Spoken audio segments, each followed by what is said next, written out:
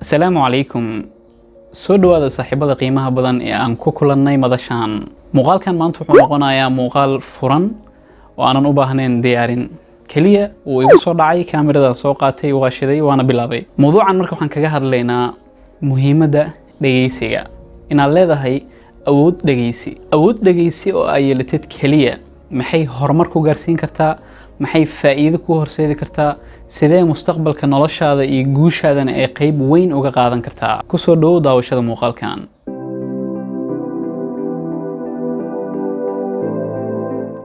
بريه ugu dambeeyay kanaalkeena waxaa ku soo xirmayay dadyo aad iyo aad u fara badan. Haddii marka aad ka mid tahay dadka ku cusub madashaan, ku soo dhawow gacmo furan.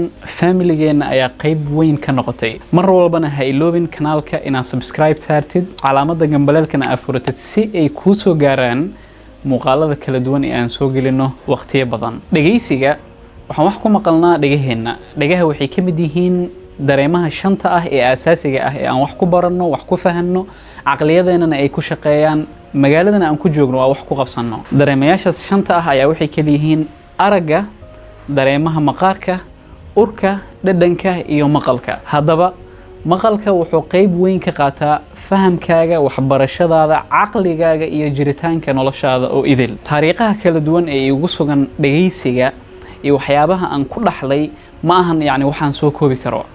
qof walba maanta daawanaya videogan wuu ka dharagsan yahay muhiimadda ay leedahay dhageysiga wanaagsan. nabigeena sallallahu alayhi wasallam wuxuu ku soo arooriyay xadiis kala duwan ayuu ku soo arooriyay. mid kamid ah haddii aan soo qaadanno, muhiimadda dhageysiga waxaa kugu filan si aad u kontrolshid carabkaaga iyo dambiga ka imaanayo. nabiga sallallahu alayhi wasallam wuxuu leeyahay ku hadal khayr ah ama iska aamus. markii aad aamustid macnaheedu maxay tahay? marka waa dhageysanaysaa soo maahan. okay, dhageysiga dunida maanta la joogo wuxuu ka yahay wax ay dad badan raadinayaan oo xitaa iskuulle ay ogalayaan si ay u bartaan cilmiga dhageysiga oo kaliya. dunida maanta dadka dhan waxay noqdeen oral society, dad hadlay noqdeen. waxaa yaraatay dad si focus ah oo macnaha soo jeedo, wacyiga soo jeedo, qof ku dhageysta adkaatay macnaha.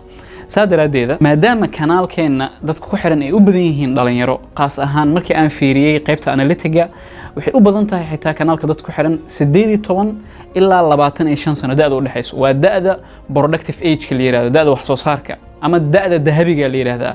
saa daraadeeda da'aadkaas haddii aad ku sugan tahay xitaa ilaa 60aad, inkastoo qof walba oo nool u baahan yahay dhageysi, ayaa haddana marka aad tahay qof dhalinyaro ah in ka badan da'ayada kale aad u baahan tahay dhageysi. dhageysiga waa xirfadda koowaad ee aan ku baranno luqadaha. tusaale, markii hooyada ay ku dhashay, luqadda maanta aad ku hadashid, anaga Soomaaliyan nahay, luqadda Soomaaliga see ku baratay? hal mar xasuuso. waxaa ku baratay inaad hadashid? maya. marka ugu horeyso aabaha iyo hooyada aad dad ka taqaanay, iyaga mar walba midba dhageysanaysa, kana fiirine waxaa baratay mama, baba, erey la mid ah baratay, waa dhageysatay. kadib waa dhageysatay haddii ay jiraan guriga walaalo ka waaweyn, waxaa baratay marka luqadda. saa daraadeeda dhageysiga marka wuxuu noqonayaa furaha ugu weyn ee loo isticmaalo skillska waxbarashada, qaas ahaan luqadaha. maanta haddii aad rabtid luqad inaad baratid, luqadaha waxaa lagu bartaa ilaa 4 skill soo maahan. waa dhageysiga ugu horeeyo, kadibna hadalka ku xigo, kadibna akhrinti, kadibna qormadii. saa daraadeeda luqadda marka aad dhageysi ku bilaawdid, sida luqadda Soomaaliga aad ku soo barato kale, mar walba in badan dhageysatid waa mar walba wax badan ka barat. hal taariikh ay idin la wadaago oo dhageysiga ardaynimadeeda aan maaragtay igu yeelatay ilaa hadda taariikh maskaxdeeda ku qoran. jaamacadda markii aan dhiganaynay, maadooyinka basiga maado ka mid ahayd oo loo yaqaan microbiology-ga, maado lagu barto waaye ilma aragtada waxyaabaha la yiraahdo sida bakteeriyada, viruska iyo fangayada iyo noocyadooda kala duwan. macallin oo dhigi jiray, waa rajaynayaa videogan inuu daawan doono, halkan ayaan ka salaamaya. macallinkayga waa marna waa saaxiibkay. ninkaas waxaa la yiraahdaa Dr. Qaasim Jimcaale. waxaa xasuustaa galaaska markaa dhigan jiray, mar walba arday markaa tahay, macallinka oo ku qasban tahay inaad dhageysatid, inkastoo ardayda ay ku kala wanaagsan yihiin hab dhageysiga. mar walba marka galaaska lagu jiro, alxamdulillah macallimiinta si oo focus ah u dhageysan jiray. waxaa dhacday marka macallinkaas dhowr xisa markuu noo soo galay, maadada semester ay socotay muddo 6 bilood ah.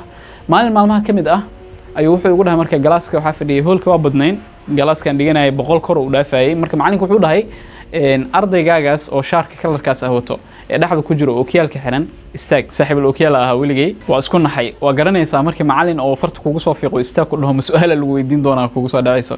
waa istaagay anigoo isdhahayo bal cashirkan waa la socotay say wax u jiraan.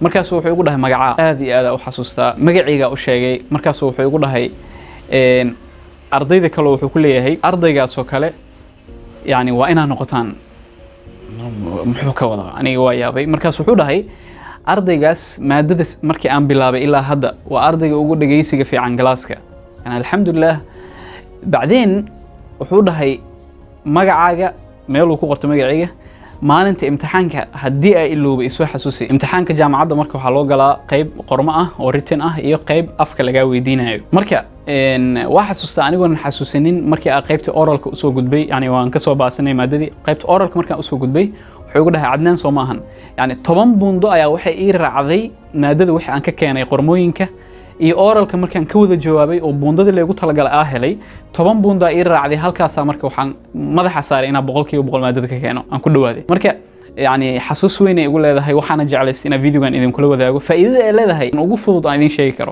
مركا تقف لنا يراه مركا قار وحلوبة هي أود دقيسي جاي إنها زيادة سد هدي أتهاي دقيسة ونكسن له الحمد لله وحال هذا حرفة أد ونكسن هدي آدم كون نكسنين حرفة دقيسي يعني حرفة وين أي كان مقن التوبر سماي توبر كسمين كرتدو حواي دلقات كنولش هذا إيوه ديسيبلين كنولش هذا إنا وحكي بدشيت مركا قار وحلوبة هي إنا دقيسين كرتد هذا لبورنا وآدم كفر حسنين آدم كوقنا حسنين وأكري كرتين دقيستيد marka dhalinyarada tahay mararka qaar waxa dhacayso qof da'weyn oo qaraabada kamid ah ayaa wuxuu rabaa inuu kula sheekaysto jacayl uu ku qabaa oo raba inuu kugula hadlo adigana waxa u baahan tahay sheeko dhalinyarada u baahan tahay mararka qaar wuxuu kala hadlayaa wax aanan qarnigaaga ahayn ama aadan fahmi karin ama aadan enjoy ku dareemeynin marka maadaama waalid yahay hadii awoodda dhageysiga aadan lahayn waxa kugu adkaan doonto qofkaas inaad siisid اهتمام هدوك وين حلاقي إن حتى فاميليو كاج حناقو صاحبة مركز اللي سلجوا وحلوبة هي دقيسي مركز جلاس كديجنيس وحلوبة هي دقيسي بولشة مركز حجوك وحلوبة هي دقيسي هدي حاس أي اللي تدو أقول لي ذا وحلوبة هي دقيسي مر هدي حرفة دقيسي جاي كام مقن تهي نلاش هذا وحوين أي كام مقن مركز حسابتن دقيسي ونكسن هدي أتاي تج أنكو صاري يعني سكسس في عنا جاريسة هدي دقيسي ومعرفتي كوجوحني هي أما أنا كوفي عننا أو أورال بيرسون أتاي isku day inaad yareysid hadalkaaga isku day inaad dhageysatid the more aad wax dhageysatid the more aad wax faa'iideysatid the more aad dadka dhageysatid the more aqligaaga iyo fahamkaaga iyo garaadkaaga uu kor u kaco hadaba muuqaalkan mar inuu aad u dheeraado waxaan isku waaninaynaa dhageysiga waa xirfad ogsoonow waxbarashadaada jiritaankaaga horumarkaaga la dhaqanka bulshadaada iyo dabeecadahaaga ayuu qayb aasaasi ah ka qaataa dhageystaha wanaagsan وقوليستها ونكسن حرجينا يا مقال كان ويران إنه معلومات فائدة أحسمينا أي كليا أنا وفدي يوصل عليه كاميرا سوقتي جست وبلابي ما فهمتي مركا هدي كهشي مقالدان أو أوبن توجل يرهدو كهليسان لايك صار مقالك سي يقول نقطة مركز يعني أنا أجاذو مقالدان نوعا إن اللي جعلي هي مركا قالوا حجرو معلومات كوكو سو دعايدو اسكا فديسيد اما فكرت بدنا موبايل كقيبته ميمهان كنو دغريا فكرتان waa jeclaysi ina kula sii wadaago xitaa marka masquush ku jirtid mararka qaar fikrado qurux badan kuugu soo dhacayaan just note it maalina fulinaysa marka waxyaabahan mar walba u kala qaad sida hadda kor video uga hadalnay muhiim ka muhiimsan ugu muhiimsan noloshaada mar walba saddexdaas dabaqad kala geli wax walba jiro maanta ama waa muhiim ama muhiimkaasi ka muhiimsan yihiin ama ka muhiimsan kan ee uga sii muhiimsan yihiin ugu muhiimsan mar walba waxa soo galaayo cibaadaadka ilaahay iyo xiriirinta waalidkaaga ugu horeeyo hooy aab waxyaabay kaaga baahan yihiin waxbarashadaada iyo wixii adiga markaas personally horay ku socodsiinayo waxay noqonayaan marka ugu muhiimsan waa ka bilaabay iyaga kadibna muhiim wixii bulshada kala dhaxeeyo oo dhaqanka bulshada iyo socialki iyo communication ka caawinayo iyo ugu dambeyntii muhiim oo ah iyadana waxay nolosha caadiga ah mar walba marka adiga waxyaabaha sameynaysa saddexdaas qodob geli aadaan ugu mahadsantahay daawashada muuqaalkan mar labaad kanaalka subscribe taabo gambalelkana furo muuqaalkan muuqaalka xigo ayaa noo balan ah insha Allah wassalaamu calaykum waraxmatullaahi wabarakaatuh